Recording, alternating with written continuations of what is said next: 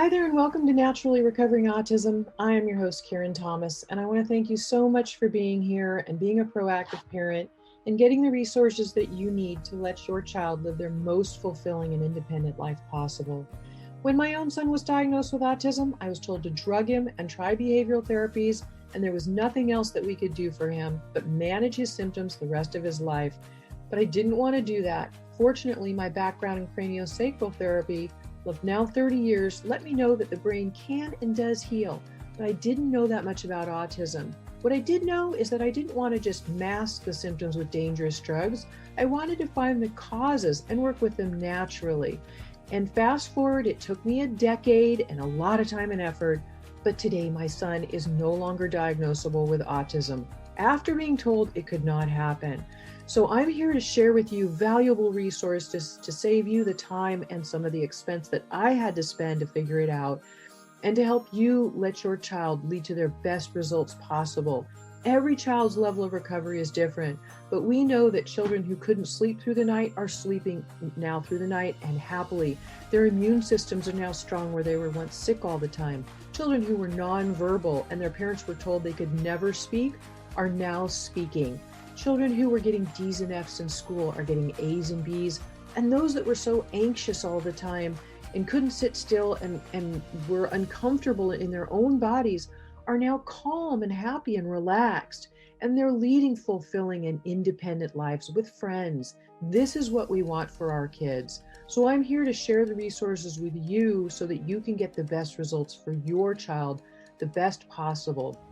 And you can start that right now with my free download of the top 7 foods to eliminate beginning today, of the top foods that are the most inflammatory and toxic that are contributing to those physical and behavioral symptoms of autism that your child is having. They're making his life uncomfortable. So you can get that right now at naturallyrecoveringautism.com/7 foods. And feel free to share that with anybody you know who would be interested. And I will also link to it in today's show notes. There's, of course, a lot more than diet, but this is something you could start doing today that will begin to reduce those symptoms. And I'm happy to share everything I can with you. So right now, let's dive into today's episode. I realize that changing your child's diet can be daunting, especially for a child with autism. You want to know what foods you can eat, what ones to avoid, and then you hear so much about removing all the carbohydrates. And I have lived that for years myself. But there are some healthy carbs that can go into your child's diet that won't excessively feed the Candida as we're trying to starve them out. And I'll talk about that today too in this episode, because I want you to understand that there is the importance of kind of a little bit of balance, and that the brain needs a little bit of glucose or sugar, which is converted from carbs, but the essential piece is to avoid the processed, refined, and bad carbohydrates. So let's dive into this, because it has a lot to do with your child's behaviors as well. Not only the Candida overgrowth and the inflammation in the gut and all the things that implies, because that's going to cause a lot of sleep issues, inability to focus, even speech issues, irritability. All of these things are involved. So we want to go to the source. We're always about finding getting to the solution that is really grabbing at the core root cause, rather than just trying to mask symptoms or short-term fixes. We want long-term results, and we want real results. So how do you do this process? So when removing the inflammatory foods from the diet, we are simultaneously taking away the sugars that the Candida and other pathogens are using to thrive.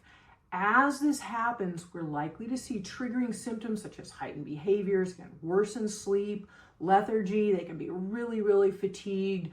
All of a sudden they can't focus in school where maybe they were doing okay with it before, or they're worse than before. They have headaches and much more. All of these things are natural, like when you're in a process of detoxification and starving out the Candida and bad bacteria that we want to kill off. Yet as we do it, the process kind of needs to go somewhat slowly, because you have some support in place, which I'll also talk about today, because you want to make sure that you're not doing too much too fast, and that as these Candida and bad bacteria die, which is what we want, Then there's hence the term die off. Symptoms where are these heightened behaviors. And that's because the body is trying to release more toxins when it's already overburdened with toxins, and the body can't process them out fast enough or as fast as the body is releasing new ones. So we need to remove the bad carbohydrates that feed the Candida so we can get it under control. But the brain also needs some glucose, which is converted from carbs. Now, it's not the only place it'll get it, and I'll talk about that too, but without any carbohydrates, any carbs at all, you might notice some disruption in sleep or energy. And the reason for sleep is that Candida eats up all of the sugar in the body. So when we're sleeping, we're fasting. That's, 8 hours or so of not eating. And when there's no food coming into the system while we sleep, it can disrupt the sleep because the brain is starving for more sugar. So it's waking us up to say, hey, feed me, right? So we don't want that. We want the brain to have enough of what it needs while we sleep so we can sleep soundly through the night, and sleep is essential for the healing process. So what's the difference between a bad carb that has to go and healthy ones? Carbs are sometimes referred to as simple versus complex, or whole versus refined. Not all carbs are created equal. Whole carbs are minimally processed and contain the fiber found naturally in that food, while refined carbs or processed carbs have more of the natural fiber removed and changed, and it's really been altered in many ways. And these refined or processed carbs turn to sugar in the body, cause blood sugar spikes that can lead to diabetes and weight gain, and their sugar also feeds Candida and other pathogenic microbes in the gut. Parents commonly tell me that the bad foods are all their child will eat, and they fear like if they don't give them to them anymore, their child will starve. But basically the reality is that these processed carbohydrates also lack essential nutrients, as well as damaging the gut, keeping it inflamed and adding more toxicity to the body, which then creates more toxicity to the brain. So it's keeping your child from getting better. They need the nutrition. So this is really important to their overall health and healing up the gut. So some of the bad processed carbs with grains that you want to avoid are also high in carbohydrates, and they include, but are not limited to, gluten, which is the protein in wheat, white bread, refined pastas, white rice, crackers, breakfast cereal, pizza dough, potato chips and products made with potato starch and potatoes in general. Instant oatmeal and oats in general are not a good idea either. Corn, these are just some of the more typical ones that, are obvious. Additionally, be sure to avoid dairy because especially cow's milk is highly inflammatory and has natural high sugar content, a very natural high sugar content. And so it can keep the gut inflamed and keep feeding the bad bacteria. And I wanted to mention that one because it is actually a carbohydrate and a bad one, but we think more of like the crackers and pizza dough and things like breads and things like that, which are all the processed carbs that we want to avoid. But also there are additional things like cow's milk. I have a top 7 food guide to the foods to avoid, and learning why you want to avoid those and what they are. So if you want that, you can get it at autismcheatsheet.com, and I'll link to everything in today's show notes, this is show number 210. So what is a healthy carb? Healthy carbs are whole food, minimally processed, and grain-free. Contrary to popular belief, grains are not good for us. There are a lot of negatives to them.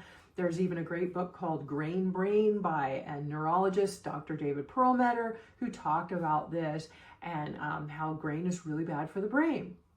Basically, these are acceptable in moderate amounts, even on a Candida diet, but the key word here is moderation. So we're moving the bad carbs, such as processed ones, to help starve out the Candida. However, if sleep becomes disrupted from a lower carb diet, then you can add some healthy carbs in and give some protein carb and a snack of protein and carbs together before bedtime, like sliced apple and almond butter is a good combo right before bed sometimes, to help feed a little bit of sugar and a little bit of carb with a little bit of the added protein that almond butter has in it. So that can be a good solution.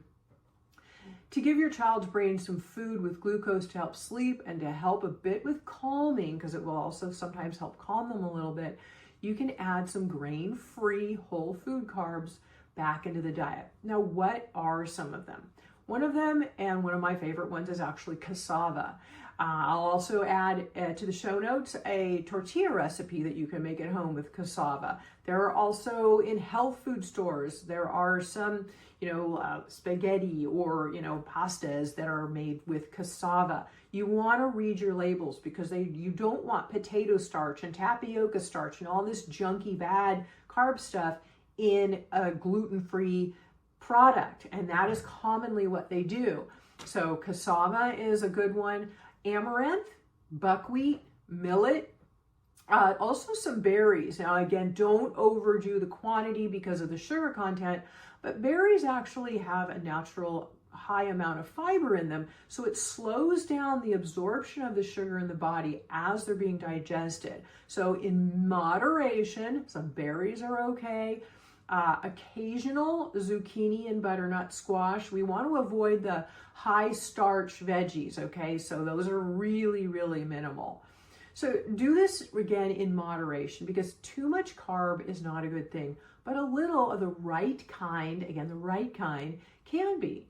It's not a license to overload. This is what a lot of parents do when I, share this information. So I really want to make sure that you hear me with that. You do not want to just feed your child tons of it and nothing else, right?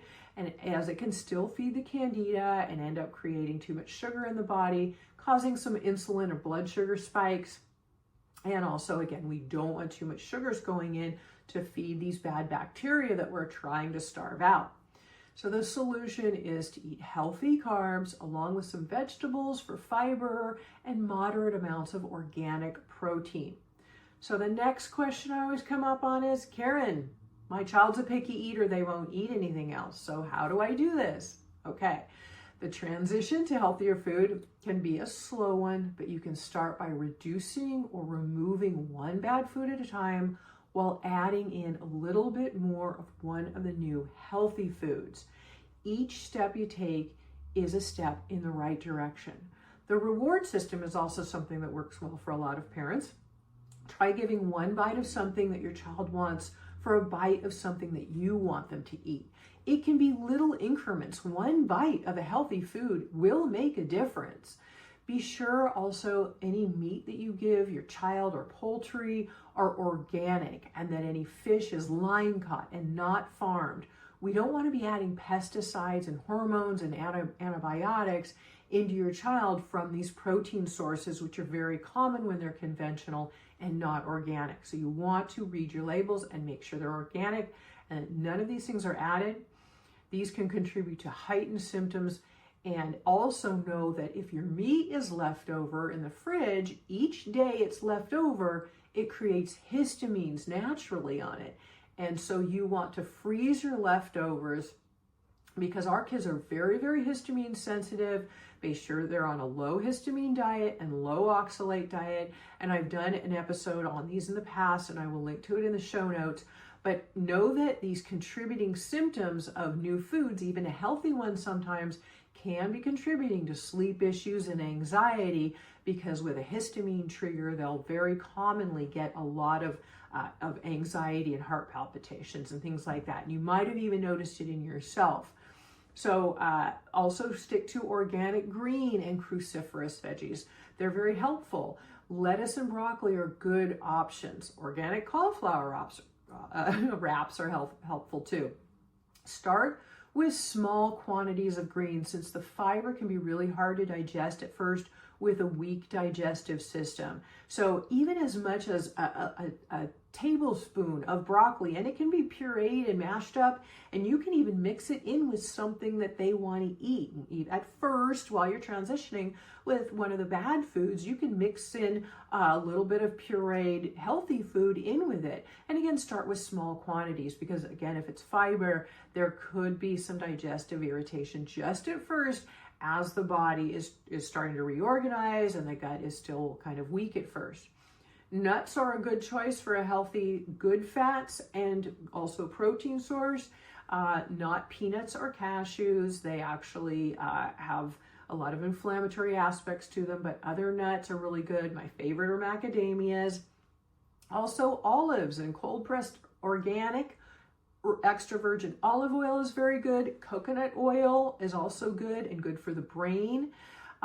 Do not give vegetable oils or corn. These are bad.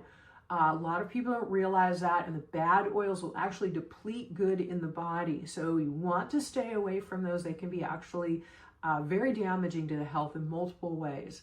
Also avoid peas, and I also say a lot of time to avoid beans unless it's a very minimal quantity, because they're both high in inflammatory lectins. And lectins, again, create a lot of inflammation in the body and the gut, and we want to stop the inflammation in the gut so their gut can heal. Also, another thing to avoid are nightshades, which are things like the dark colored veggies, things including tomatoes and eggplant and things like that that are strong in color. Those can be very, very inflammatory as well. As you've likely already seen, the antifungal drugs, maybe that you used for Candida in the past, were short-term fixes. These are not long-term.